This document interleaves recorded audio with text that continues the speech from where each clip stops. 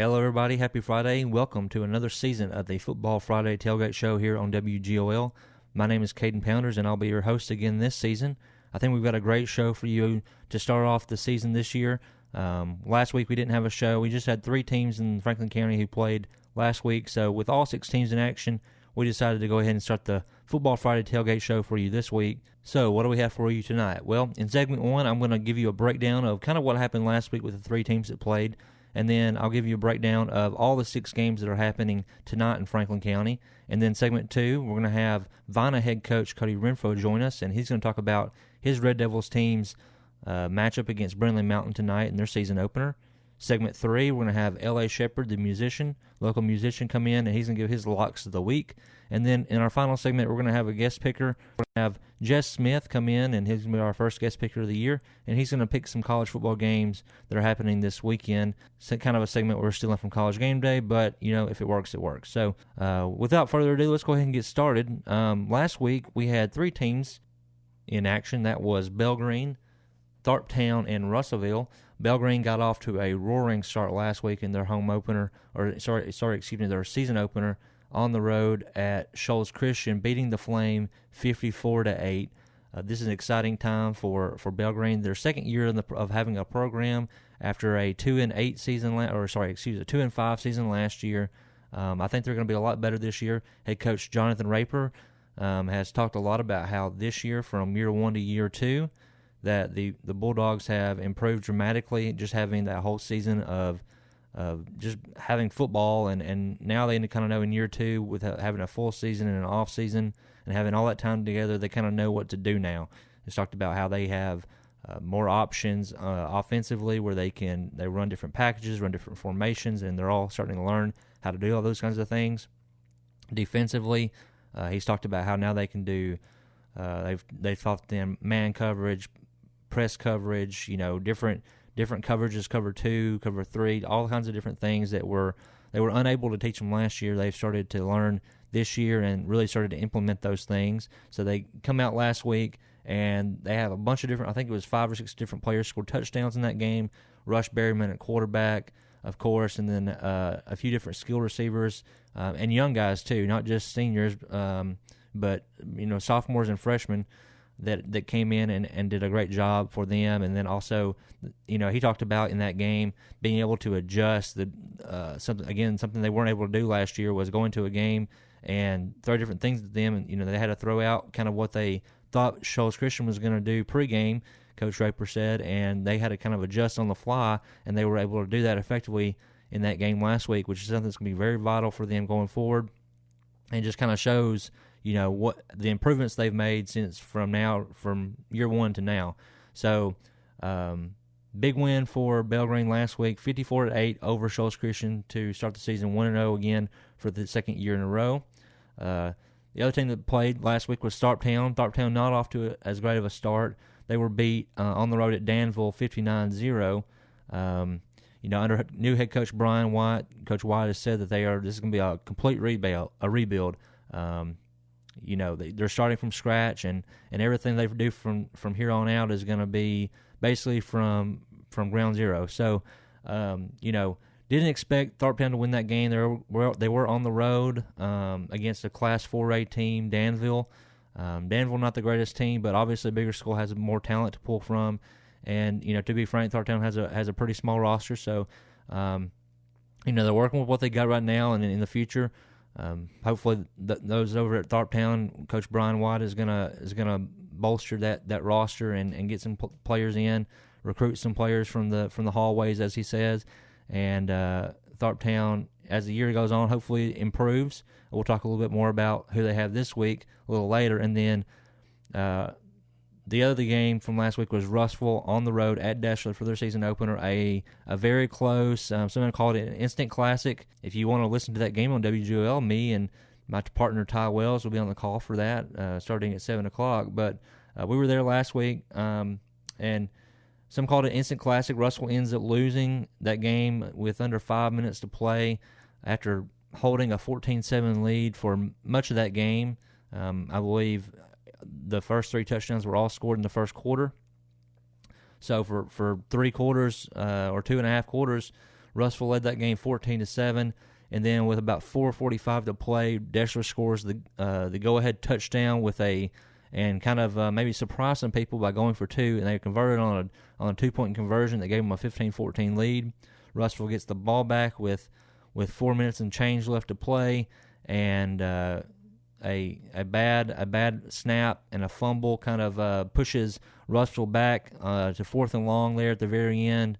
No timeouts left, and quarterback Wick Goodwin finds Connor Devaney, who had a standout night for the Golden Tigers that night with 10 catches for over 100 yards receiving. But Wick Goodwin, the sophomore quarterback for Russell, finds Connor Devaney and comes up on 4th and forever. I think it was maybe 4th and 25. Comes up just short with a shoestring tackle made by a Deshler defender, brings Connor Devaney down literally a yard shy of the first down marker, and that kind of wrapped the game up from there on. So Russellville falls 15-14 in their first game of the year. A really hard-fought game for Russellville. This is a very young Russellville team. Coach Goodwin has talked about it a lot. This is a lot of sophomores and juniors. Only about 6 seniors, I think, that are starting on this team. So a very young team compared to what they've had the last 2 seasons when they've had, I think, last year had 18 seniors, and the year before that had 24, 27, something like that, seniors. So just as a relatively young squad for this Russellville team this year, but they come away or they walk away with a defeat last week against Deshler. Now this week, what do we have? We'll start again with Belgreen. Belgreen is hosting. They're having their home opener this Friday against Summerton Christian. Summerton Christian's coming in with a loss. For whatever reason, they had they forfeited their season opener against Victory Christian. I don't know the reason behind that, but obviously Belgreen can't expect to get the win that easily this week. I don't think Summerton Christian will forfeit this game, but the Bulldogs are doubtless going to be coming into this game with a lot of confidence after last week's blowout win over Shoals Christian. Clearly they have some things figured out. Maybe don't know everything yet, and this is only year 2 of the program, but Jonathan Raper, head coach Jonathan Raper, is very confident that this team is kind of starting to figure things out, starting to do things that they didn't do last year. We talked about a little bit of those earlier, but one of the things I didn't mention earlier was he talked about their finishing, being able to, in the 3rd and 4th quarter, finish games out. That was something they didn't do last year after having, Coach Raper said himself, we had plenty of games where we had great first halves, and in the second half we just couldn't finish and didn't do anything, and that was kind of like a mental thing that Belgreen needs to work on. And against Shoals Christian last week, that's something that Belgreen did. So hopefully that's a positive sign for the Bulldogs as the season goes along. Again, as I mentioned earlier, they had 5, 6, 7 guys that scored touchdowns in that game, different players, so they don't have to rely on just one guy to do something on offense. And then defensively, they've got some older guys on that defense who were there last year who got playing time, maybe not necessarily started, but got a lot of playing time as, Belgreen was looking to put different players in and give them some experience. So with Belgreen has a lot of different guys who have experience coming back on this team, and we'll see what they do. I expect them to maybe last year's game ended a 54-8 defeat for Belgreen. I expect it to be a lot closer this year. I don't know if Belgreen will come out with a win, but I definitely do expect it to be a lot closer when these two teams match up on Friday night. Next up, we've got Phil Campbell. Phil Campbell's traveling to Hamilton, Class 4A Hamilton, for their season opener tonight. What you should know about this Phil Campbell team coming in is after they did lose a 1,000-yard rusher in Hayden Wingo to graduation last year, but they are coming back with a experienced quarterback, now in his 3rd season starting, quarterback Hastings Scott, who also ran for 1,000 yards last year. Now, the Phil Campbell, the losses they had, are going to have a new offensive line and a new backfield, but with Scott at quarterback, they also have some experienced wide receivers, 2 or 3 guys that have been playing for 2 or 3 years now. So they do have experience with wide receiver, and that's going to be an interesting thing for Phil Campbell this year, as Coach Jacob Hamilton, now in his 3rd year, has talked about how they want to be more balanced. I think last year, probably if you had to put a percentage on it, Phil Campbell was probably 85 or 90% run and 10% pass. And one of the things that Coach Hamilton has talked about is he wants to balance that out more with the experience that Hastings Scott has. He wants to let him throw it around a little bit more, throw it around the yard, let it rip, get it to some of his older guys at receiver, and see what happens. Obviously, the running game is still going to be very important for Phil Campbell. It's Class 3A, a smaller school, so in that division, that classification, you have to run the ball. Really, in any classification, you have to be able to run the ball so that you can respect the pass when you want to pass it. But Phil Campbell is by no means abandoning the run, but they are going to try, according to Coach Hamilton, try to throw the ball around a little bit more and see what Hastings Scott can do with his arm rather than his legs. Now they're taking on Hamilton. This will be a tough game. They will be coming to this game as the underdogs, I think.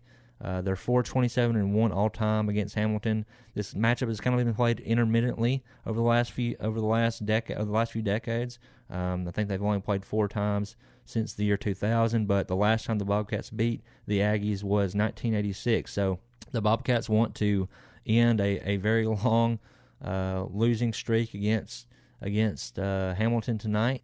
Hamilton had a pretty good win over Hale County, beat them by 3 or 4 touchdowns the last weekend. So, we'll see what Phil Campbell can do against Hamilton. Like I said, I don't think they will. They are the favorites in this game. They are on the road against you would say a better football program over the last 10 years.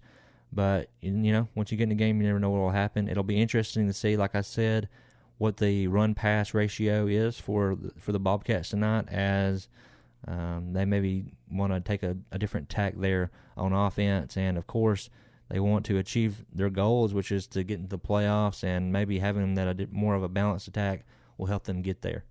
Moving on to the Red Bay Tigers. Red Bay is hosting Lamar County tonight in their season opener.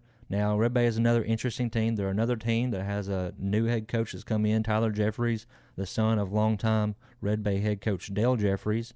I think this contest is really going to be an indicator of just how far along Coach Jeffries has pushed this team in the short amount of time he's been there. Now, the big question mark for Red Bay this year is going to be its defense. You look at their offense, they have quarterback Jeremiah Thorne, who's coming back. They got a 1,000-yard rusher, Jackson Vinson, a couple of linemen, and some receivers that are coming back. While the Red Bay offense wasn't putting up juggernaut, world beater numbers, they had a respectable offense, averaging about 21 points per game.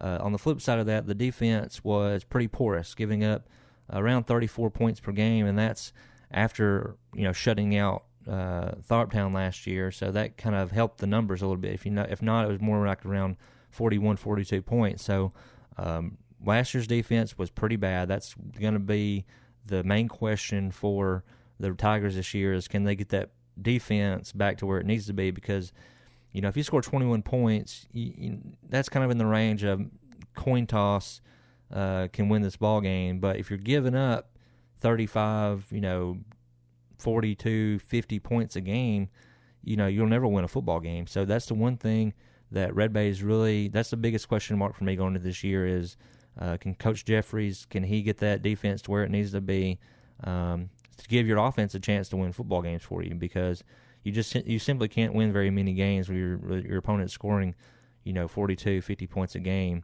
It just doesn't work like that. So we'll see what Red Bay can do.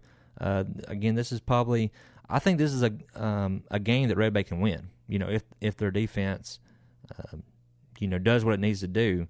Lamar County only scored 12 points last week, so they're absolutely not a offensive juggernaut.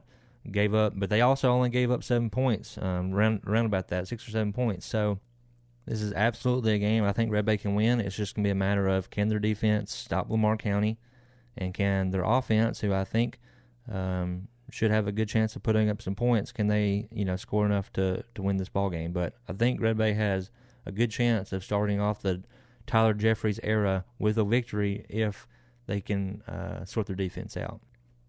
Now let's take a look at Russellville. As I've already mentioned earlier in this segment, Russellville, kind of a heartbreaking loss to Dexter last week, 15-14. Came up just short after Dexter converted on a 2-point conversion. This week, going into a game that's going to be, I think, much, much different. Now, there were some people in the community that didn't give the Golden Tigers much chance. I think that number probably jumps up a little bit higher this week against Mars Hill. Mars Hill is coming into the Golden Tiger Stadium having in the 3 previous meetings, having beaten the Golden Tigers. Now, 2 of those games were, again, heartbreakers for the Golden Tigers, who gave up touchdowns very late to Mars Hill, and the Panthers came away with wins. But last year, Mars Hill had a 2-touchdown victory, and they won the Class 3A state championship game this year. They're coming in as the number 1 team in Class 3A. Mars Hill is not a pushover by any means. They're a very good football team, and you can expect they'll come into Golden Tiger Stadium tonight, and they are going to play very, very well. Now, you can't ever just count a team out, but you have to give credit where credit's due to Russellville last week. There were some very good bright moments for the Golden Tigers. You look at players that previously did not have their names called out last year, guys who are just now starting this year, like wide receiver Connor Devaney, who I believe I mentioned earlier, 10 catches for 100 yards. He really made his name known last Friday night. You've got Darren Jones, a defensive back, and a wide receiver who definitely made his presence known on the defense last Friday with 2 interceptions against Deschler. So there's some guys that have stepped up, and younger guys and older senior guys that didn't start last year who are starting this year who made an impression last week. There were bright moments. I think the Golden Tigers played really, really hard against the Tigers of Deschler, and just couldn't come away with it in the end. And a lot of that has to do probably with inexperience and that inexperience not being able to either finish drives or finish plays, or making 1 or 2 mistakes that changed the outcome of the football game. This week, Russellville is really going to have all of those bright moments times maybe 2 or 3, none of the mistakes, and then kind of hope and pray. This is going to be a very, very tough game for Russellville to win, and maybe I'm supposed to be the homer, but I just don't think we should have unrealistic expectations. You never count any team out, but this is going to be a very tough game for Russellville, and whatever the outcome is for this young Russellville team, it's going to be a learning experience. This is a very good football team, and hopefully whatever happens tonight can be a lesson for the Golden Tigers as they continue on the rest of this year and for the next 2 or 3 years, because like I said, they've got a lot of guys, sophomores and juniors, who are playing this year and getting a lot of playing time and are starting. So going to be a tough game for Russellville this tonight, but we'll see what happens. And just like some people didn't give them a chance against Russellville, they're not giving them a chance against Mars Hill. Maybe see what happens. Now, moving on to Tharptown, this is a team that we talked about earlier that played last week and started their season off against Danville and got beat pretty badly. So Danville, maybe a speed or 2 higher than this Tharptown team, maybe 3 speeds higher than this Tharptown team, but now they're playing, traveling to Waterloo, who this will be Waterloo's season opener. So Waterloo doesn't have that game speed down quite yet. 1A team, maybe this is more of Tharptown's speed, as like I said, this is going to be year 1 of a rebuilding project under first-year head coach Brian White, getting back to the basics, technique, and hopefully in the future getting more players out there. The Tharptown Wildcats definitely need more players on that roster if they're going to try to be successful now and in the future, but we'll see what Tharptown can do. This will probably be more of a better measuring stick of where Tharptown's at rather than Danville, like I said. So we'll see what the Tharptown Wildcats can do tonight in Week 2 under head coach Brian White. And then finally, we've got Vina as our last team here in kind of the look at what's going on this weekend. Vina is traveling to Brindley Mountain. Now, if you followed this team last year, this was their first game last year. And this was probably the most thrilling game, and we're going to be talking to Coach Cody Renfrow in the show a little bit later in the next segment. But, played Brindley Mountain at home last year, walked away with a 52-44 victory after, I believe it was 4th, the knockdown, drag-out game. And that game set the tone for what Vina was able to do, which was a historic season, by Vina's standards, which was win 6 games, their first winning season since 1989, since the Berlin Wall fell down. The Berlin Wall was still standing when when Vina last won 6 games. So, a historic season for them last year. They're obviously going to be coming into this game with some confidence, riding that high from last year. Coach Cody Renfrow has talked about how, the character of this team and these guys that are on this team, they want the program to succeed. They want the program to do well. They have that chip on their shoulder, as he said, and they want this program to they kind of want to change the direction of the program, get it to be successful and not seen as the 1-9 Vinas, the 2-8 Vinas, the 3-7 Vinas. They want to be 6, 7, 8 win Vina, and that process started last year, according to Coach Renfrow, and they want to start this year, but. He's going to talk a little later on about what he expects from Brindley Mountain, but, if you look at this Vina team, they had some players last year that were very vital on both sides of the ball. It's a small school, obviously. Players are playing both ways. They had 3 or 4 guys that were playing both ways and were very important for the Red Devils in those positions, quarterback, linebackers, running backs. They've got to replace all those guys this year, and so that's going to be the question for Vina is, do they have the players that can come and replace those guys, especially in the backfield, because they're going to have a brand new quarterback, a brand new core of running backs. So that's going to, and Vina loves to run the football. They're a team that ran the ball last year. They had a 3-headed monster back there with a quarterback and 2 running backs. So that's the question for Vina this year. If they want to accomplish their goals, they're going to have to find a way to replace those guys sufficiently. And if they can do that, then they play the same exact schedule as they did last year. What's saying they can't win another 6 or 7 games? There was close games in there that they lost. There were some blowout games they lost. There were some close games they won, and there were some. I don't think they blew out anybody. Maybe one or 2 teams, but there's they have to improve if from last year if they're going to probably win more than 6 games. But there's nothing saying they can't win another 6 games. And all it takes is that one extra region win game. They were, one region win away from going to the playoffs last year.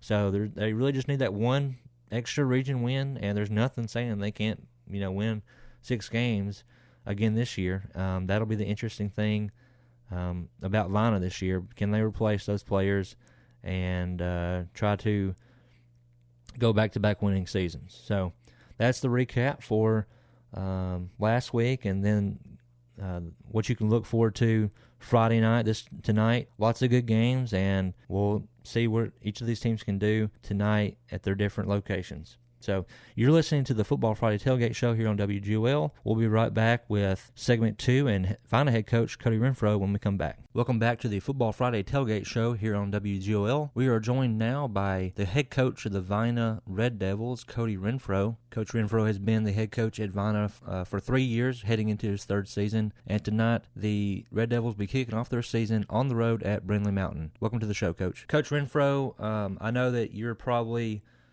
ready to move on from last season and talk more about this year, but we've spoken about it a lot preseason, but maybe for the people who are just now hearing you or seeing you talk, winning season for Vina last year in a long, long time, how has that success from last year kind of filtered its way into the off season this year and how your outlook is on this season? Oh, yeah, last season was a very special season for us.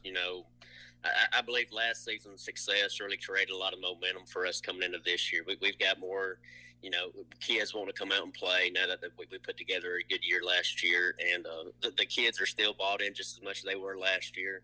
They really want to play with a chip on their shoulder and prove that it wasn't just a one-off season, that we're slowly building something competitive here. And I'm proud of where we're at right now, and but we're looking forward to this year and getting things started Friday night. I know you want to keep, the same kind of philosophy offensively and defensively that you have had success with, but you had, key players last year like Christian McCarley, Kyle Lawler, Trevor Baker, who played on both sides of the ball and who graduated, who you're going to replace this year. Can you talk about some of the guys that are going to have to step up and replace those players that you lost, and maybe some guys that fans should keep an eye on this year? Oh, absolutely. The 3 guys that you just mentioned, they will be tremendously hard to replace. We had a great group last year, but now I'm just as confident in the group that we have this upcoming year. We will be breaking in a new quarterback this year in Brody Raper. He's an excellent arm, really smart kid. He'll be a key factor for us offensively. Branson Vick, he was a freshman last year, upcoming sophomore. Offensively, a lot of it's going to run through him. He's kind of our playmaker outside. Very athletic, great kid. Lane Easterling's another kid that we're really going to lean on. He's making that transition from offensive guard to a running back, which is something you don't see very often, but that's the nature of playing at a small 1A high school. Runs extremely tough. Very, very tough kid. Work ethics through the roof, high motor, great kid. And we look for him to have a very successful year as well. Given those changes, is there anything, I know when we've talked before that you've talked about, you want to keep running the ball, you want to keep playing tough defensively, but is there any kind of changes schematically or philosophy-wise that you're going to make given that you have different guys coming in this year? For the most part, we're really preaching the same things that we've preached in the past. Run the ball, play tough defense, play physical. I mean, that's really the one thing that we really drive offensively and defensively. Everything starts up front. It starts with me. I mean, it starts with running the football, being physical with the O-line, be physical with the defensive line. That's what our success is going to come from. And now I would like to be a little bit more balanced, maybe more so than what we were last season. But our philosophy is really the same, and because that's what we believe in, and I think that's going to give us the best chance of being successful moving forward. Let's talk about your opponent this weekend, Brindley Mountain. Last year, this game was probably the most thrilling game you guys had all season, pulling out a win in multiple overtimes, and it kind of set the tone for how determined y'all play all year last year. Kind of the mindset of the team. It seemed like. What do you know about this year's Brindley Mountain team, who are coming off a win last week or a loss last week to DAR? What do you know about this team, and how do you plan on attacking them? Yeah, like you said, last year instant classic game really set the tone for us moving forward. But coming into this season, I know that they have this game circled. It's their homecoming week. They're going to be ready to play, from the get go. But for us, it's just controlling about what we can control. Offensively, we have to establish the run early, especially breaking in a new quarterback. We'd really have to establish the run early. Defensively, they have a very athletic quarterback, loves to use his legs, has a good arm. We've got to do our best to contain him and not let him get outside the pocket and kind of just make plays on his own. He's very athletic. We're going to have to control him. They've got a very good wide receiver that can take the top off. He had a couple deep catches last year, or their last game here against DAR. We're going to have to really keep an eye on him and play over the top and just keep him in front of us. But as long as we, stay ahead of the sticks offensively and play sound, tough defense, I think we've got just as good a chance as we did last year. And we're looking forward to it. As we just mentioned, that win last year against Brindley Mountain really set in the first week really set the tone for the season. And for you to accomplish some of the goals that you've mentioned previously, such as one of the trying to get back-to-back winning seasons for the first time, I believe, in close to 40 years. How important is it to get off to a good start this week and hopefully get a win for you guys to be able to accomplish what you want to accomplish this year? Friday night is very important to us for long-term goals, but now in the same sense, this game's not going to define our season one way or another. Whether we win or lose, it's not going to define how the entire season will be for us.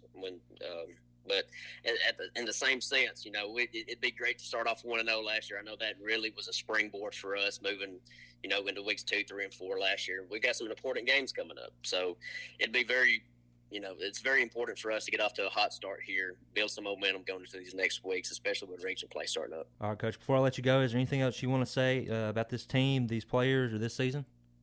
Yeah, we've got a great group of kids. Work ethic is just outstanding. I can't say enough good things about the kids we have here at Vina.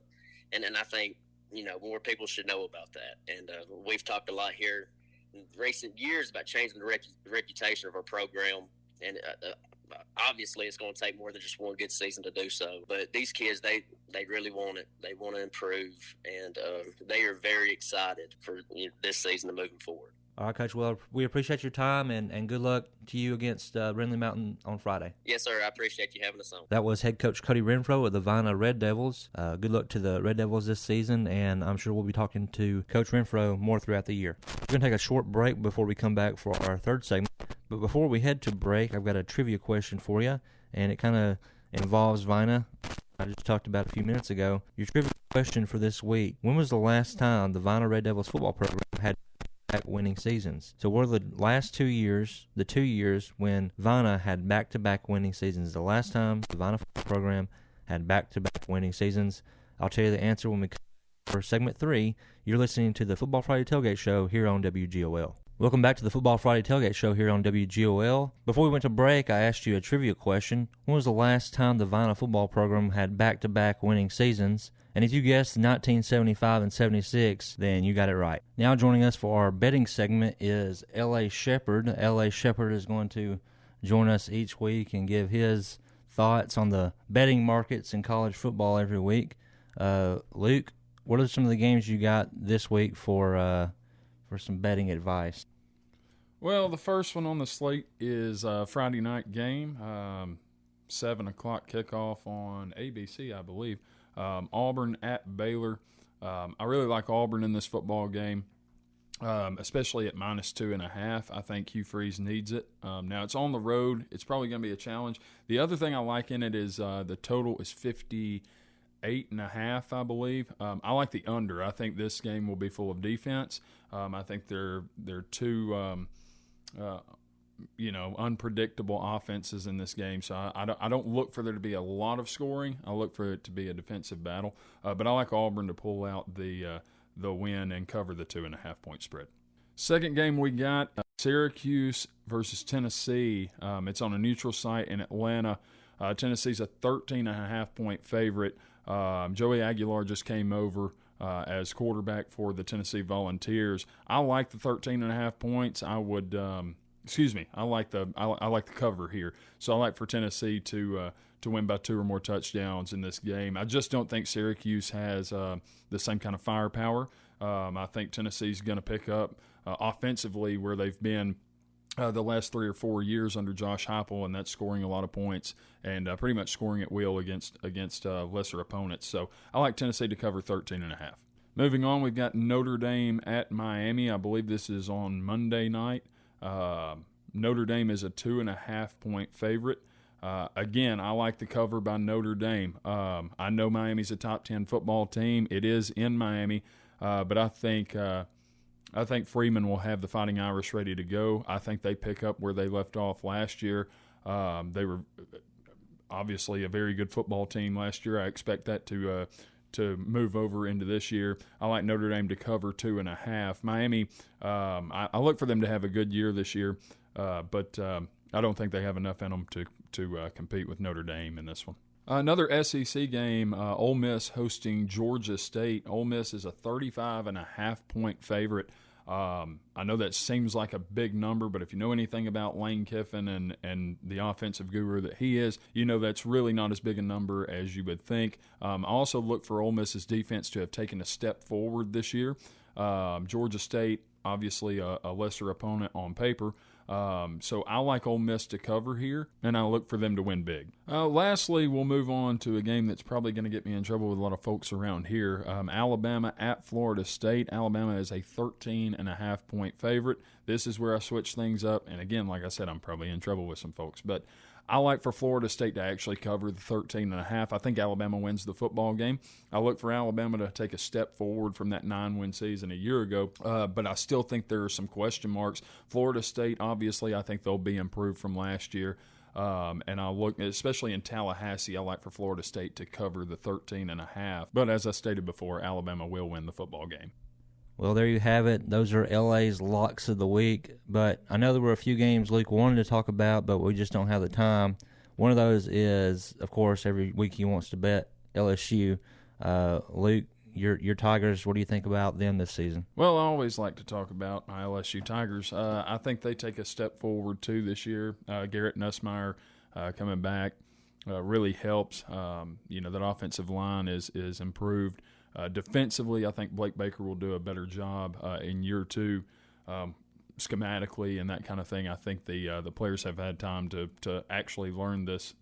So I think you'll see some progress from last year to this year. The biggest thing about LSU and Clemson coming up is Brian Kelly's 0-3 in season openers as the head coach at LSU. He's got to get one. I think this is his most favorable one. Dabo Swinney and Clemson are going to be a fairly difficult opponent, but I look for LSU to win the game and finally get that season opening win for Brian Kelly. Well, we have head baseball coach at Russellville, Jess Smith, coming in to make some picks for some of the games this weekend. That's one of them. He's also going to be picking Texas at Ohio State, and also another one of your locks of the week, Notre Dame at Miami. Which of these games on the slate for this weekend are you most looking forward to, Luke? Well, besides my beloved LSU Tigers, one game that I find extremely interesting is going a little bit off the cuff here, Virginia Tech and South Carolina. I can't wait to see how that game unfolds. I want to see if Virginia Tech moves forward this season, and how well South Carolina as kind of a mid-tier almost SEC team, how they fare against the Hokies. I'm excited to see Mike Sheila return to college football too. I know that may also raise some eyebrows from some listeners, but I think Mike Sheila being the offensive coordinator will help the Gamecock offense. I'm excited to see what that NFL experience he has moving back into the college game, how that helps the South Carolina football team. You may be surprised to know that when I was doing my research, because I do in fact do my research for these segments, South Carolina is among some quote-unquote experts as one of the wild cards in the SEC to make the playoff this year. So with, I think, in 5 years under Shane Beamer, they've slowly, very, very slowly gotten better and better, and maybe with Mike Sheila as the offensive coordinator, they can finally make the playoff and become one of the better teams in the SEC. All the time we have for LA's Locks of the Week for this weekend. He'll be back next week to do his locks for the next slate of college football games, and we hope you join us here for that. In our next segment, like I said, we're going to have Coach Jess Smith of the Russellville baseball team join us to make his picks for this weekend. You're listening to the Football Friday Tailgate Show here on WGOL. We'll be right back. Welcome back to the Football Friday Tailgate Show here on WGOL. We're getting ready to wrap things up for this Friday, but we have one more segment for you. And on the show, we have Russellville head baseball coach Jess Smith, who's going to come on and make some picks for the games this weekend, the college games. Just think, college game day. That's kind of the vibe we're going for in this segment here. Just a little bit about our guest picker, Coach Smith. He graduated from Fort Payne High School, played community college baseball, and then one season of baseball at the University of North Alabama. And now he's heading into his fourth season as the head coach of the Russellville Golden Tiger baseball team. The last 3 years, he's taken the Golden Tigers to the quarterfinal round of the AHSAA playoffs. Welcome to the show, Coach. Thank you for joining us. You've been at Russellville you're heading into your fourth season. Had some success and continued the tradition of great Russellville baseball teams over the last few years. Before we get to the games, I'd be remiss if I didn't ask you, about last season and what you're looking forward to. Given that, what you're looking forward to in the future. Yeah, absolutely, man. First off, appreciate you having me. It's always an honor to be recognized and be able to highlight our program.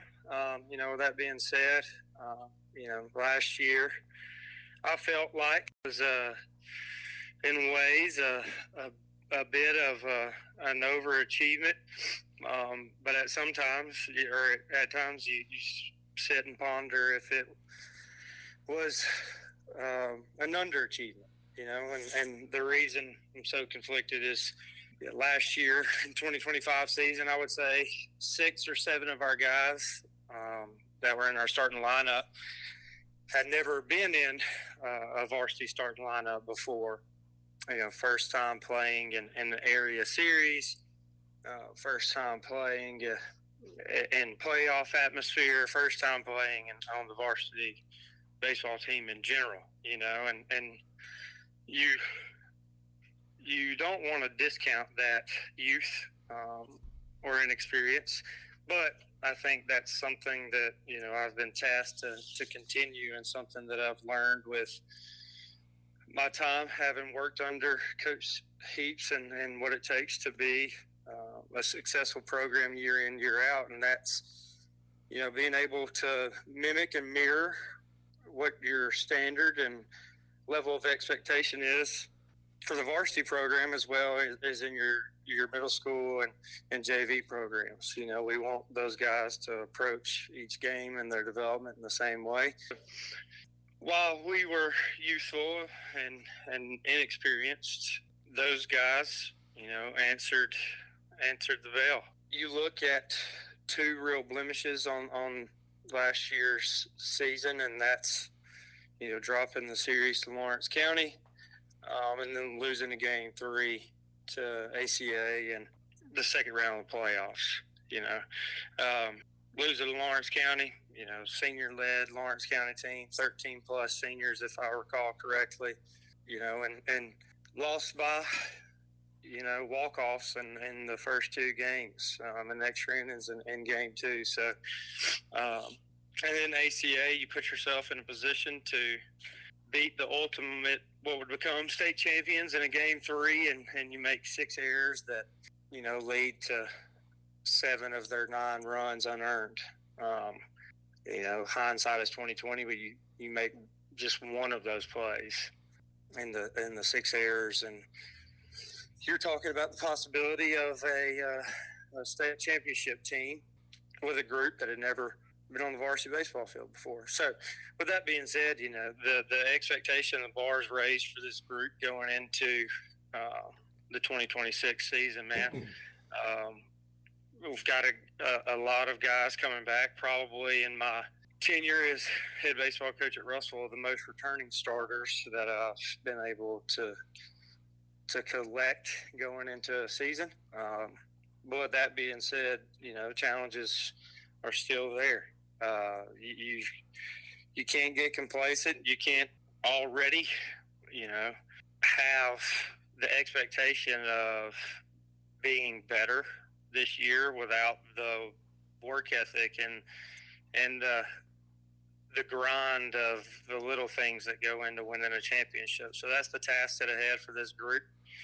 Ultimately we haven't done that before. So I believe it's my job and our coaching staff's job to continue to raise the bar for this group every single day, and not to steal the highlight or the spotlight from football, seeing as it's football season, 75% of my guys play football. So I think for me, I'm a huge advocate of multi-sport guys, but football is certainly an avenue for me that I think breeds success when it comes to baseball season. So I'm looking just as much at how my guys are competing on Friday nights. I try to be present, be on the sideline, not for anything more than just encourage. Ultimately competitors are competitors, and in high school sports, we're not dealing with, singular sport guys mostly. We're sharing athletes. So I think what these guys are doing in this fall are just as much as part of it over our overall success, going into the 2026 season. Leadership, ability, toughness, all of those things matter. So in the guys that we do have in the off season, we're not just taking off the next 4 months. We're pressing them, 5 days a week, weight room, strength and conditioning,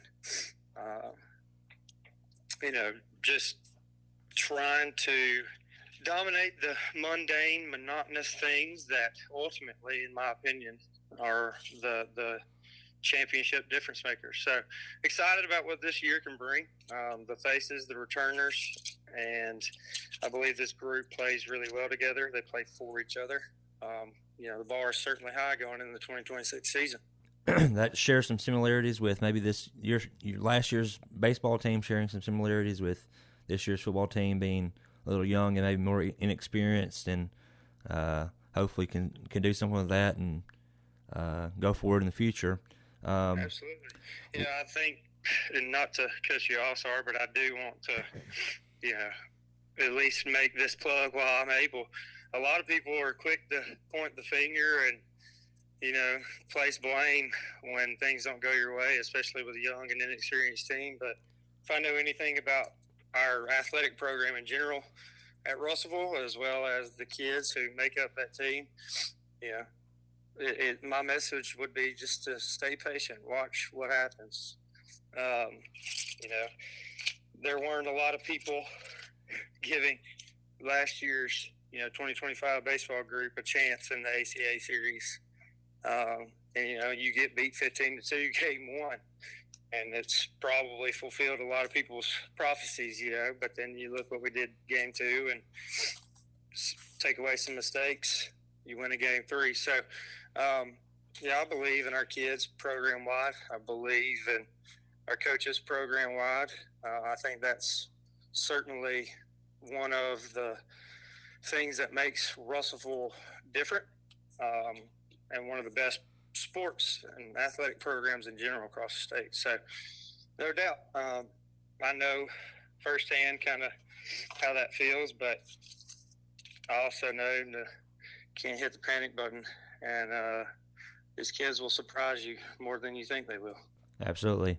Well, Coach, I know you know baseball, but we're going to find out how much you know about college football in this segment. I got a few games for you to pick.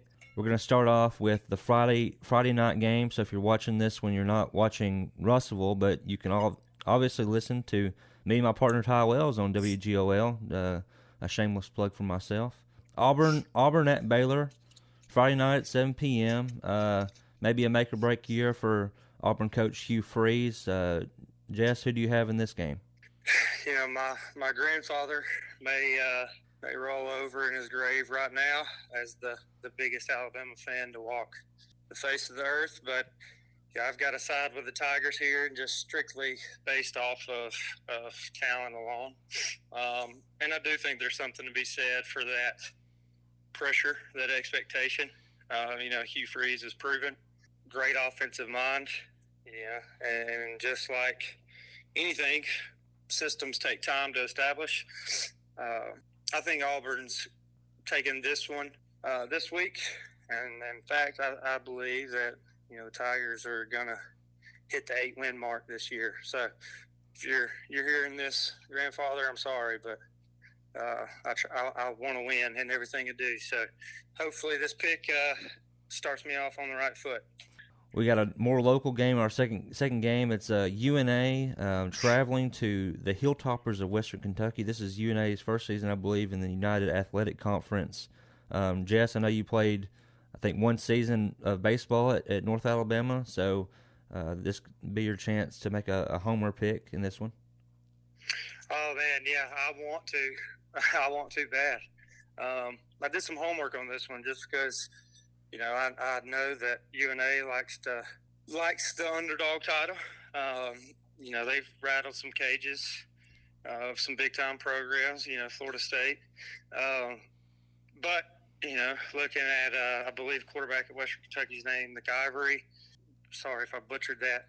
Throw for over 400 yards last week. I got the Lions keeping it close, but a moral victory in their loss. I'm with you on that one. I'm not for being too much of a homer. As a UNA graduate myself, I don't. I think the Lions will keep it close, but I don't think they're at the Western Kentucky level just yet. Our third game, probably the game of the weekend, is number 1 Texas at number 3 Ohio State. Ohio State, as the home team, is a 1.5-point favorite in that game. This will probably be everyone will be watching this weekend. So, Jess, who do you have? I feel like the common pick right now is, even though they're not the favorite, is Texas. With how much momentum they've gotten buzz this off season with Arch and what Sark can do offensively. But I'm going to go in the opposite direction. I like the favorites. I like Ohio State. Jeremiah Smith, huge game.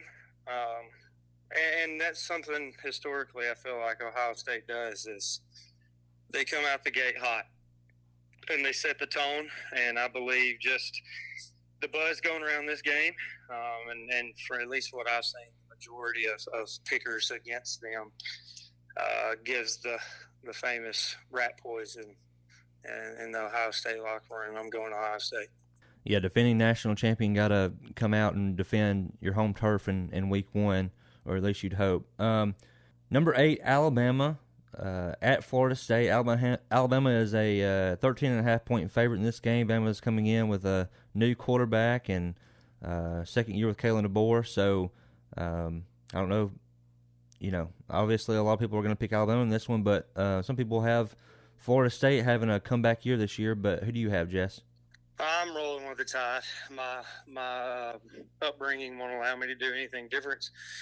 14 points, though, I don't believe in that. I believe Florida State's going to be able to keep it close. I think their, revenge tour this season. Norvell, Malzahn, Malzahn known as the Tide Killer. But I do believe in DeBoer and what Alabama's going to do this season. I just don't like them by that margin, but going with the Tide to win.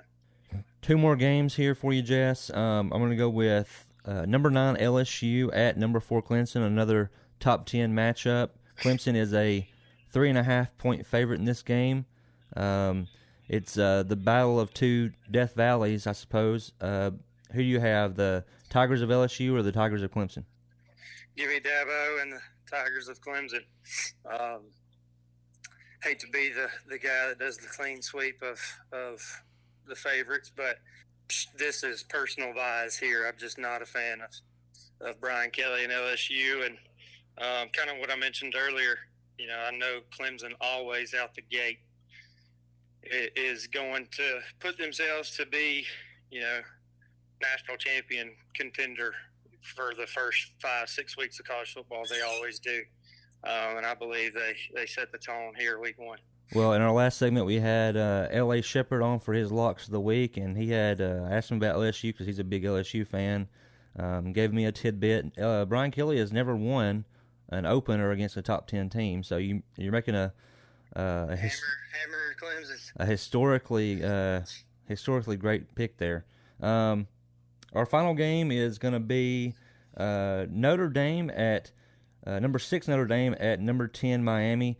Notre Dame coming off a runner-up in the national championship last year, a notorious matchup of the late 80s and early 90s. So who do you have right here, Notre Dame or Miami? Here's my upset of the week. I've got Miami. I believe they're picking up steam, especially in the recruiting world and the age of NIL. I've got Miami in the upset. All right, definitely an upset pick there. Didn't see many people picking Miami, at least on the internet. So you had it here first with Jess Smith picking the underdogs in this one. That's all the time we have for this segment. We're going to keep track of Coach Smith's picks, and maybe at the end of the year we'll see which of our guest pickers had the best winning percentage, and we'll try to get Coach Jess Smith back on the show here in the near future. Appreciate you joining us here today, Jess. Yeah, absolutely, man, Kadin. Appreciate it as always, and wish you guys the best. Our thanks again to Coach Jess Smith. That'll do it for this Friday's Football Friday Tailgate show here on WGOL. We hope you join us again next Friday, same time, same place. And remember, if you want to catch the Russellville Golden Tigers here on WGL, me and my partner Ty Wells will be broadcasting the game starting at 7 p.m. So thank you for joining us here again on WGL. Have a great Friday night.